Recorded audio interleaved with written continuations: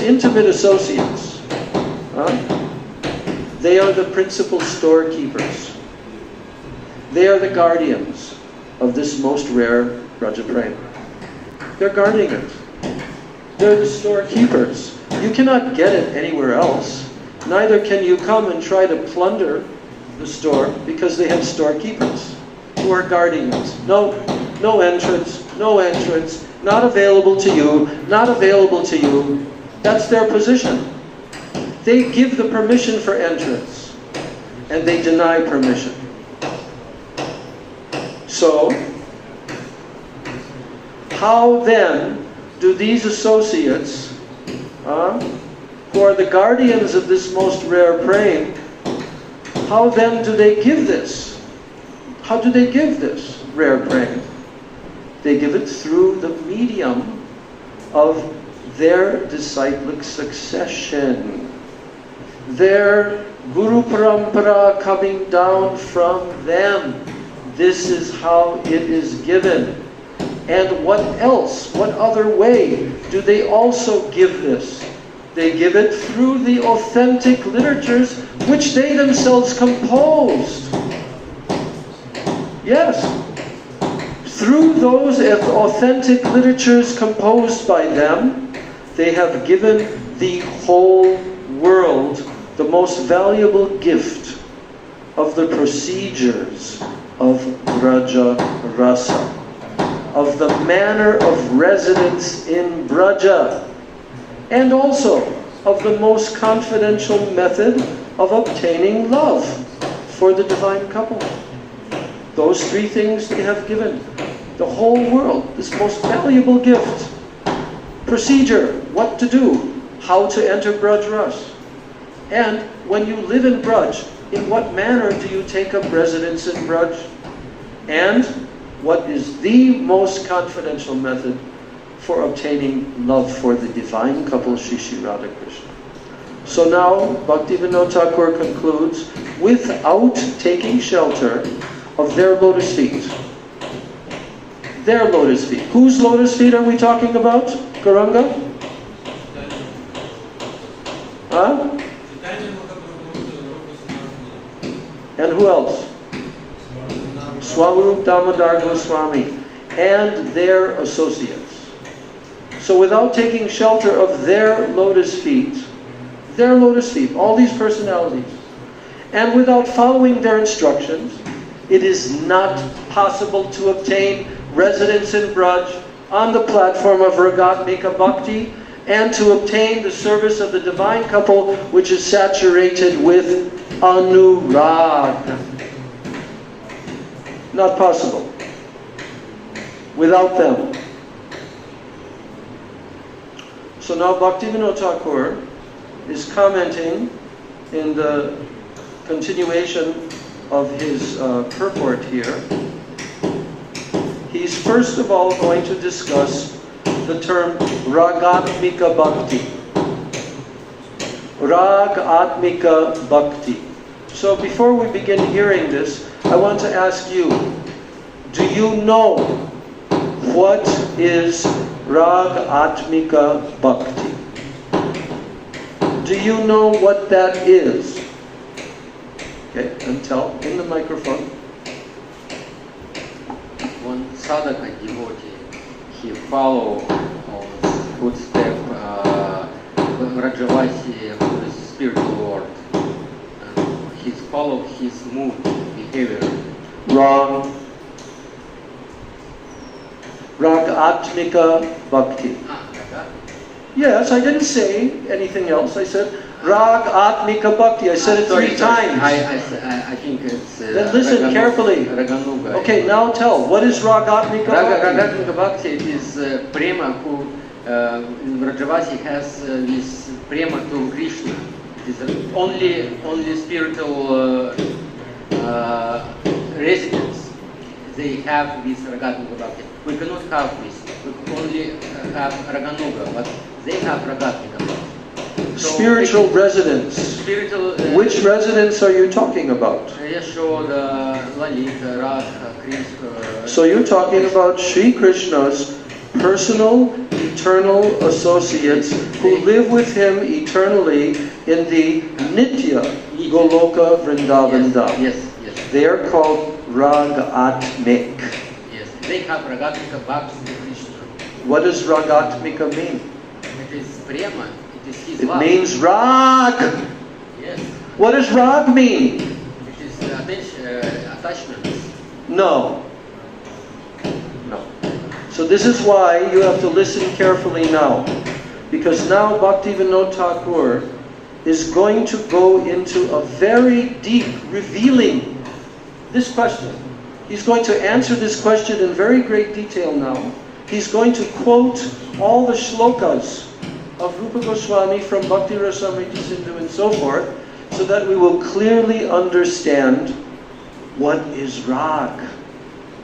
What is rag? What is ragatmik? Ragatmik. What is it? Who are these persons? You were correct when you said that these are the eternal associates. You will not find ragatmika prem in anyone else except for the eternal associates of Radha and Krishna in Goloka Vrindavan. They have this. Now, what's the difference between ragatmik prem and raganuga?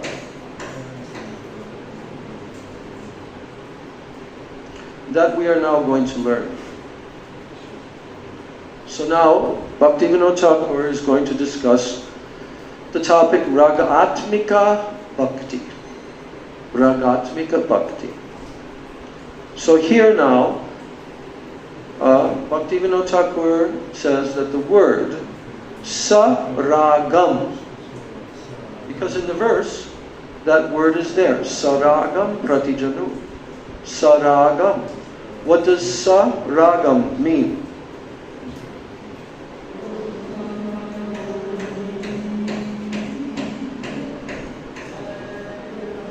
Sa means with. Saragam. Saragam pratijanu. You want to reside in Braja, but you want to also reside in Braja with Ragatmika Bhakti. Saragam. So generally, the practice of sadhana and the perfection, the siddhi of bhakti, perfection and practice, sadhana and siddhi of bhakti. Generally, they're divided into three categories. What are those three categories? Sadhana bhakti, bhava bhakti, and prema bhakti. When sadhana bhakti matures, then one is endowed with bhava bhakti. When sadhana bhakti matures, then one is endowed with bhav bhakti. And fully matured bhava bhakti is known as what? What is fully matured bhava bhakti known as? You still call it bhav bhakti? What do you call it? It's known as prem bhakti. When bhav bhakti fully matures, then it is known as prem bhakti. So, Sri Rupa Goswami, who is fully acquainted with the inner truths of bhakti, he has employed very, very fine discrimination in describing the gradual development of prem in his book. What is that book? Sri Bhakti Rasamrita Sindhu. So now, in part 1, chapter 4, verses 15 and 16, he has employed very fine discrimination in describing the gradual development of prem. So we've heard this before, but even if we hear it 100 and 1,000 times, we still have to try to enter into a deep understanding of it. So these are the sequence, the gradual development of prem. And this is very wonderful for the devotees to hear, because this will happen to us. For sure. This is going to take place in our hearts. So here's the verses, 2 verses. Ado shraddha tatak sadhu sangota bhajana kriya tato narta nivritti syat tato nishta ruchis tata ata saktis tato bhavas tatak prema vyudanchati sadhakanam ayam premna pradurbhave bhavet kramaha. Everyone repeat after me. Ado shraddha tatak sadhu sangota bhajana kriya tato narta nivritti syat tato nishta ruchis tataha tata ata saktis tato bhavas tatat prema vyudanchati sadhakanam ayam premna pradurbhave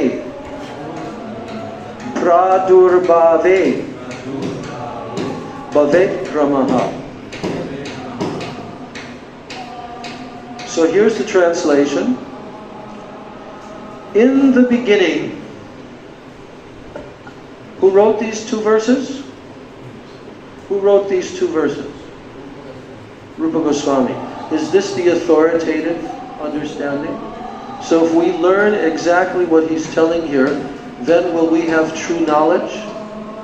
Yes. So he tells now, in the beginning part of his book, Bhakti Rasamrita Sindhu, he's telling, in the beginning, Ado means in the beginning, Shraddha develops. How does that Shraddha develop? Shraddha develops by hearing the scriptures in the association of devotees. Yes? Yeah? That's how it starts. By hearing the scriptures in the association of devotees. This is how Shraddha manifests. Now, what is Shraddha? Shraddha means to have firm faith in the words of the scriptures and in the words of the spiritual master. That's called Shraddha. So this Shraddha, what does it lead to? What gradually, what will it lead the devotee to the next stage, which is called sadhu sangha? If one begins to develop Shraddha by hearing the scriptures and the association of devotees, and then that true Shraddha, firm faith Shraddha in the words of the scriptures and the spiritual master, it leads to sadhu sangha. That leads to sadhu sangha. How does that happen? How does that happen? That it leads to sadhu sangha.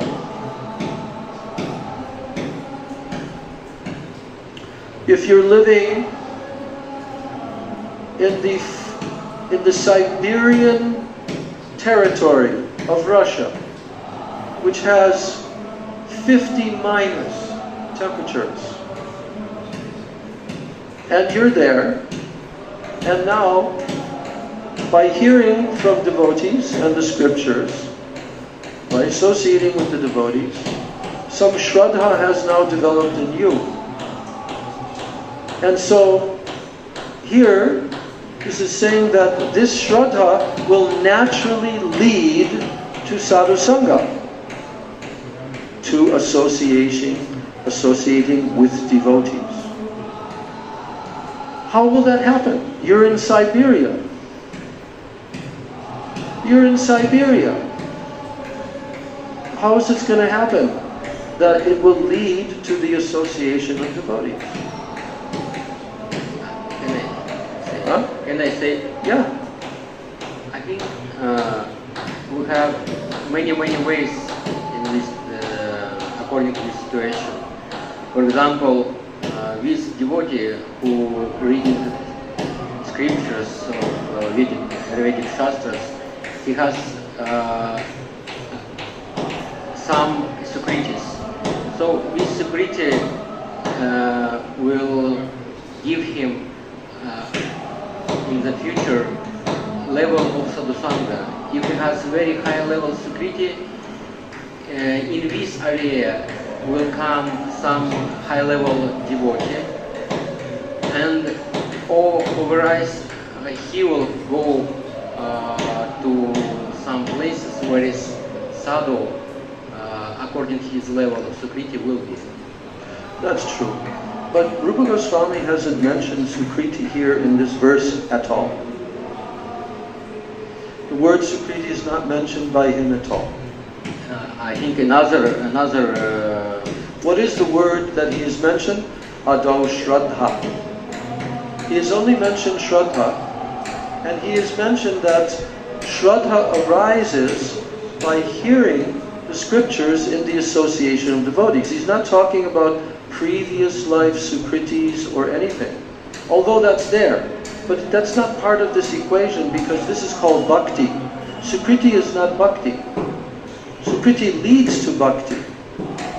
But the point that's being mentioned here is that in the beginning, in the very beginning, what happens is that Shraddha develops in a particular jiva by his hearing the scriptures in the association of devotees, right?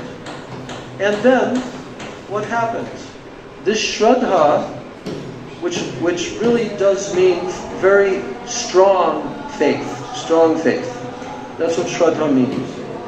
So when one has Shraddha in the scriptures and also in the spiritual master, then automatically that Shraddha leads one to sadhu sangha or associating with devotees. Why? Because to learn the method of bhajan, how to do bhajan, you need to come into the association of the devotees, of sadhus, and you need to hear from them. You need to be in their association in order to learn from them the method of bhajan. So, yes, this person has now become a devotee. Somehow or other, that person has come into the association of Vaishnavas and Shastras, and that person, wherever he may live, whether he's living in Siberia, China, Australia, wherever he's living, that person is destined to have the association of devotees. He's destined to have that.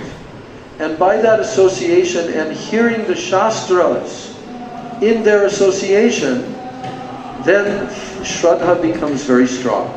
Faith becomes strong. And then the next question is, so then how do I enter into bhajan? Now he becomes very seriously interested. How can I develop this and learn the method of bhajan? So then, what happens is, thereafter, that devotee takes up what is called bhajan kriya. Bhajan kriya. It means to practice bhajan. He takes that up. Automatically, he begins to take up the practice of bhajan kriya. Now, whether he's, living in an ashram or temple like that, or whether he's living separately, but he must associate with Vaishnavas. Otherwise, he cannot make proper progress. So in this level of trying to approach bhajan, then he learns how to do bhajan kriya, how to practice bhajan. And when he does this in the association of devotees, generally he will take initiation from sadhus, And now he will devote himself very diligently to the practice of sadhan bhajan. And what happens as a result of that, then comes the next stage. So ado shraddha, tatak sadhu sangha, ata bhajana kriya, then comes anartha nivritti. Anartha nivritti. Anartha nivritti is very important. Anartha nivritti is very helpful for the sadhak. That the nartas from the heart begin to be cleansed. This cleansing process, the removal of these anarthas from the heart, it takes time. It does not happen overnight. It takes time for anartha nivritti to take place. Even anartha nivritti takes more than one lifetime. So, Bhaktivinoda Thakur is explaining that when one takes up bhajan kriya, the practice of bhajan, then this results in anartha nivritti. What is anartha nivritti? It means destruction. To destroy the reactions of prarabdha and aprarabdha sins. That's what anartha nivritti means. These are all stored in the subtle body of the jiva.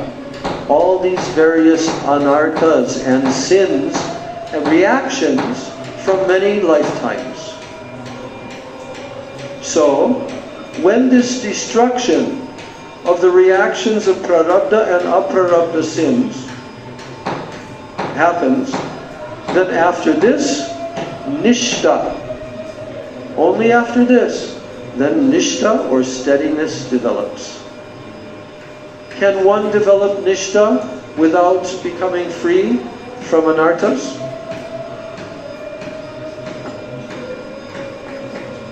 That's my question. My question, I'm repeating again. Can one develop nishtha without first of all becoming freed from anarthas? No? You? Huh? I can't hear you. Come on. Talk louder. No. I heard 75% anarthas removed. No. You cannot attain nishtha until you have significant amount of anarthas have been destroyed. Okay? Because nishtha cannot be there. The anarthas are hampering this development of very powerful, firm faith. And there are many qualities that also go along with this development of firm faith, of nishtha. And that is signified in Chaitanya Mahaprabhu's Sikshastakam in the third shloka. That third shloka is describing the transformation that takes place inside the devotee's heart, where he's given up pride, which is told in the first verse of Manasiksha. The devotee has given up pride because he's become prideless.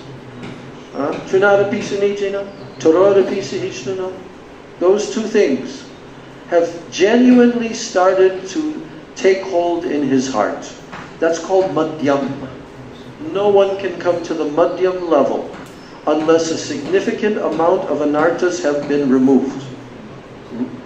But we should know that this process given by Mahaprabhu of Harinam Samkirtan and coming into the practice of bhakti under the guidance in the disciplic succession of the acharyas, Rupa Goswami, Sanatana Goswami, this is very powerful, even for neophytes.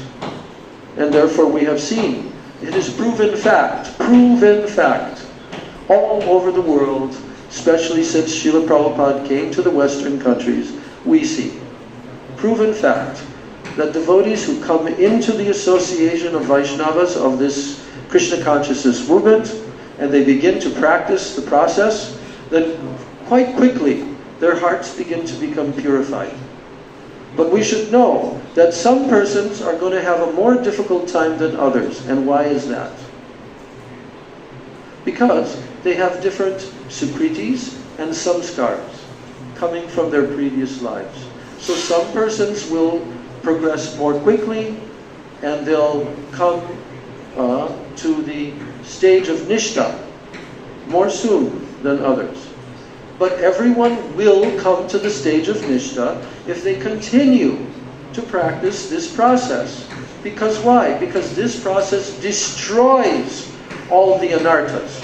And it destroys the anarthas in different stages. There are 5 stages of removal of anarthas. Okay? So, here,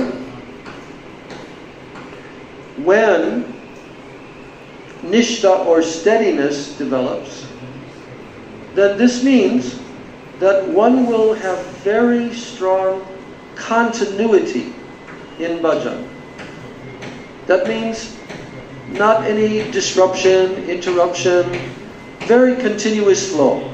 Continuous flow starts in the stage of nishta. Doesn't matter what time of the day or night that it is, doesn't matter where the devotee is, doesn't matter what the condition is, his steadiness in applying the principles of bhakti in his life, they'll not be disrupted. So, what happens then? When this nishta, this steadiness develops, and then you have continuity in bhajan without any disruption, then what happens? This now leads to the development of ruchi. So, this ruchi, what is it? Now, you're hearing what it is. This ruchi means a very conscious desire, and also a conscious taste for bhajan. Taste and desire for bhajan. Constant. Now when this develops, this ruchi, this conscious desire and taste for bhajan, then gradually one develops asakti. And what does a person experience in this stage of asakti? What is the experience of the practitioner devotee? He experiences spontaneous attraction, both for the performance of bhajan, that performance of the bhajan, performing, doing the practice of bhajan. He has tremendous spontaneous attraction for the performance of bhajan itself. And then as he performs bhajan in this condition of consciousness, what happens then? Now, this asakti begins to shift. This attachment and attraction begins to shift towards who? The object of the bhajan, who is none other than Sri Sri Radha and Krishna. So, the object of the bhajan is our Ishtadevas, Radha and Krishna. So what happens then? Well, now you've come to the stage of bhav. After you perform bhajan in the stage of asakti, then naturally bhav will manifest. And then Rupa Goswami says, Sadhakanam ayam premna pradurbhave vavekramaha.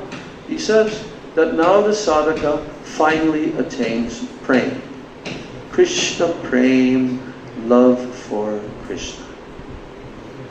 And this is called Bhavekramaha, Pradurbhave Bhavekramaha. That means this is the general order of the development of prem in the sadhakas. This is the general order. Everyone will go through these stages. So now, Bhaktivinoda Thakur is telling that sadhana bhakti, which is performed during the devotee's stage of practice, yes, that means sadhak stage.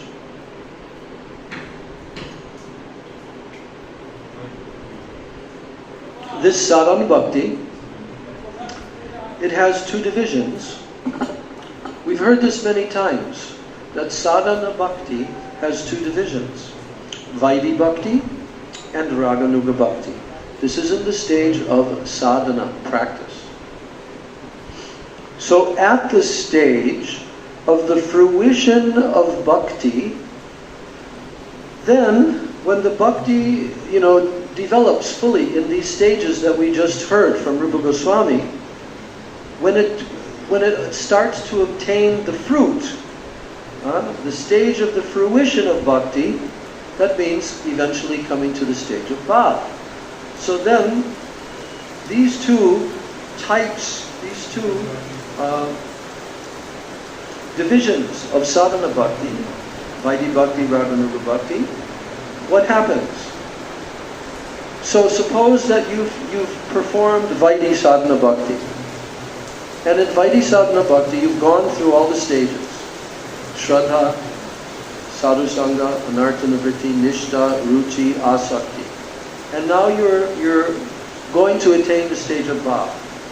But another sadhak has gone through the same stages, but he has been practicing this in the form of Raganuga sadhana bhakti. So here, Bhaktivinoda Thakur is saying that there is a subtle difference. It will remain even at the stage of your bhakti coming to fruition, coming to maturity. There will still be a subtle difference remaining between the Vaidhi sadhaka and the Raganuga sadhaka. There will be a subtle difference between their moods and when they attain the stage of bhav.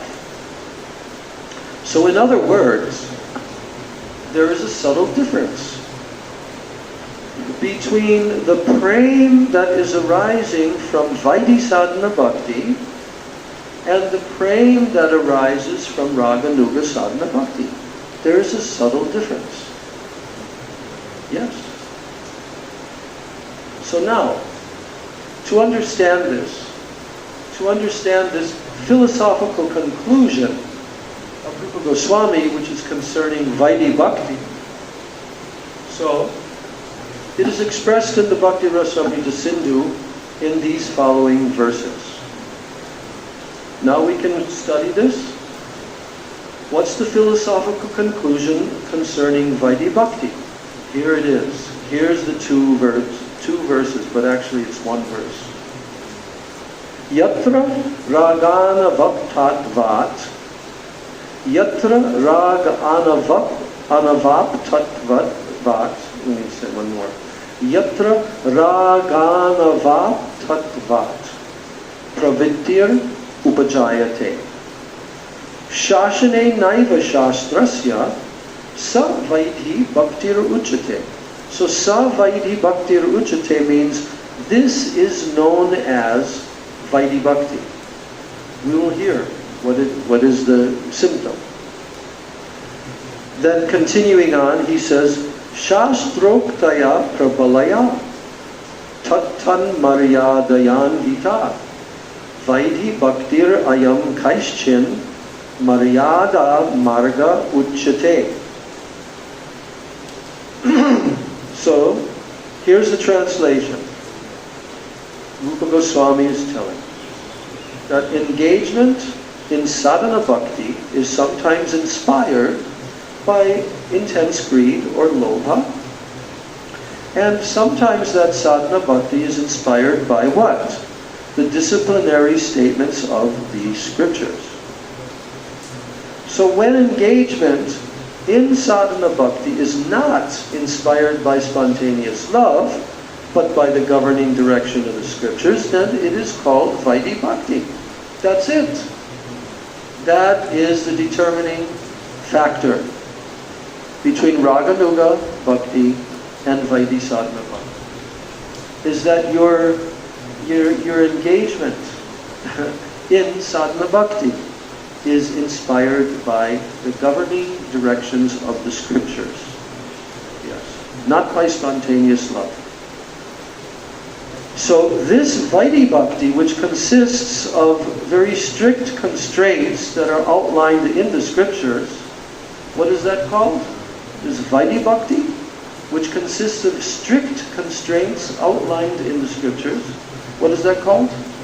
It is called Maryada Marga. Maryada.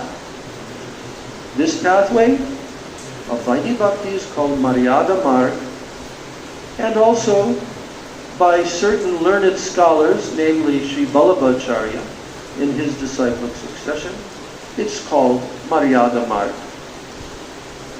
So, what did we just learn? What did we just learn from these two verses? Tell us. Well, Why don't you bring it closer to your mouth? there are two types of sadhana bhakti. It's Vaidhi Bhakti and Raganuga Bhakti. And prema of these two types of bhakti are different. So if we follow Shastra's rules, and it is Vaidhi Bhakti. No, that's not correct. If we follow Shastras and rules, that it's Vaidhi Bhakti. That's not what is being If told. we don't have lobha, it is we don't have. It is Vaidhi Bhakti. Yeah, that's true, but do persons who have lobha, for persons who have lobha, and they're practicing Raganuga Raganuga Sadhana Bhakti, do they have this same mood as in the Shastras? Or do they abandon following the Shastras? Do Raganuga sadhaks follow the Shastras? Yes. Even if a devotee has this lobha, and he engages himself in the practice of bhakti, does he still follow the statements of Shastra? Yes. But the difference is this: he's not dependent fully upon the Shastra. The force, the obedience to the Shastras, he's not depending on that. His practice of bhakti as a Raganuga sadhaka is completely inspired by his greed to attain the moods of the eternal associates. We'll read more about that. But the point is that we should understand there's two verses being quoted here, and it's telling that sadhana, Vaidhi Bhakti means that you don't have this spontaneous love, but you are inspired to practice bhakti by the directions of the Shastras. So therefore it's called Vaidhi Bhakti. So that is what these two verses are describing. Maryada Marg. Persons whose practice of sadhana bhakti is inspired by the rules and the regulations of the Shastras. So now he's quoting three shlokas. Bhaktivinoda Thakur is quoting Rupa Goswami from Bhakti Rasamrita Sindhu, from the same section, chapter 2 of part 1, just a few verses later. No, just the next verses. So the first two verses were verse 269, and now 270 through 273 are being quoted. Here is the definition by Rupa Goswami of Rag Anuga Bhakti. Listen carefully. Virajantim avivyaktam vrajavasi janadishu rag atmikam anushrita yasarago gunagochate ragatmikam anushrita yasaraganugochate virajantim avivyaktam Vrajavasi janadishu ragatvikam anushrita yasa raganu gochate. Now next verse. Raganuga vivekartam ado ragatmikochate ishte swarasiki raga paramavishtata bhavet. Raganuga vivekartam ado ragatmikochate ishte svarasiki raga paramavishtata bhavet. Then the third verse. Tanmaya bhavet bhakti satra ragatmikodita sa kama rupa sambandha rupa cheti bhavet vidha. Tanmaya bhavet bhakti satra ragatmikodita sa kama rupa sambandha rupa cheti bhavet vidha. So, now we will read Rupa Goswami's description in English of what he is telling in the verses. So, he's talking about that particular type of bhakti, which is distinctly present in who? In Brajavasi Janadishu. Vrajavasi Janadishu. That means Brajavasi Jan. That means the eternal inhabitants of Braja. So that bhakti which is very specifically and distinctly present in the eternal inhabitants of Braja. And who are those eternal inhabitants of Braja? This includes the cows in Goloka Vrindavan. This includes the deer. This includes the parrots and the other birds and the animals. They all are called Ragatmika Jan. This is called Ragatmika Bhakti, that which is present in all the associates. Now, isn't this quite an amazing thing, do you think? Don't you think this is a quite amazing thing? I remember when I first heard about Goloka Vrindavan, when I first read the Krishna book, when I first understood 10th canto of Srimad Bhagavatam, all the pastimes of Krishna, and there you are hearing the sweet nature of the Brajvasis. No one can compare, no one anywhere can compare with the Brajavasis. Not even the Mathuravasis or the Dwarkavasis. They cannot compare at all with the Brajavasis. Do you know what Lord Brahma is praying for? That he can take birth? Where? Lord Brahma. Where does he want to take birth? Lord Brahma. Lord Brahma. Where does he want to take birth? He wants to be born where? Even grass.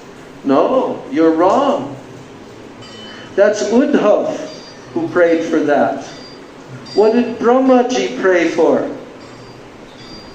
He wants to become even a stone in Braja. Brahma, highest in the universe, is praying to become a stone in Braj. Does this tell us something? How high is Braja Prem? Yes, please get the message. If even Brahma's praying for that, it shows us that no human being in a human body can compare with the prem that even the trees, the animals, the parrots, the birds, the peacocks, that they have. No one can compare. The Mathuravasis, their love for Krishna is like, how do we know that? How do we know that the Mathuravasis, how their praying cannot compare? Because Uddhava was a Mathuravasi with Krishna, and Uddhava was sent to Braj. And when Uddhav saw the level of all the Brijvasis praying, especially the Gopis and Srimati Radhika, he felt tiny. He felt so insignificant. It was as if, Gurudev always gives the example, as if you're standing at the base of a huge mountain and you're looking up from the base and your head is back like this as you're looking up. And what happens? Your hat on your head falls off. And that was what Uddhava felt like when he saw the caliber, the level, the intensity, everything about the gopis praying. He felt himself to be like a tiny little ant watching them. So therefore he prayed to become a leaf, a bush in Braj. So that what? So that he could get the dust of the lotus feet of any of the Brijavasis, but especially he wanted the dust of the gopis. Especially one of gopis. Huh? And especially one of gopis. Yes. So, now the bhakti that follows in accordance with that ragatmika bhakti, that's in the animals, the cows, the deer, the parrots, birds, all the Brijavasis, they have ragatmika bhakti for Krishna. For Krishna they have this. They're not ordinary animals like here in this world. So, that bhakti, which is in accordance with, this is very important, this term, it's in accordance with that ragatmika bhakti of those Brijavasis. It is called raganuga bhakti. Rag anuga means to follow the rag. Anuga means to follow. And to follow what? The rag of the ragatmika jana. To follow their rag. So in order to thoroughly understand Raganuga Bhakti, so Ragatmika Bhakti is being described first. In order to thoroughly understand what is Raganuga Bhakti. So therefore, first of all, the Ragatmika Bhakti is being described. Because unless you understand Ragatmika Bhakti, you cannot understand Raganuga Bhakti. Now he's telling, Ishte Sparasaki Raga Paramabhishtata Bhavet. Yes. This term raga, rag, what is rag? Here, Rupa Goswami is explaining. Ishte Swarasaki Raga. Here it says, an unquenchable loving thirst for the object of one's affection, that is for Sri Krishna. When you have an unquenchable loving thirst for the object of your affection, and that unquenchable loving thirst, it gives rise to spontaneous and intense absorption in that object of your affection, Krishna. Spontaneous and intense absorption in that object. What is it called? It's called rag. This is the definition. Rag. When you're thirsty, Achyuta, when you're thirsty, you're really thirsty. You're in the heat, and so much of the liquid in your body has evaporated into the air through your pores of skin, and now you're feeling tremendously thirsty. What do you need at that time? What do you look for?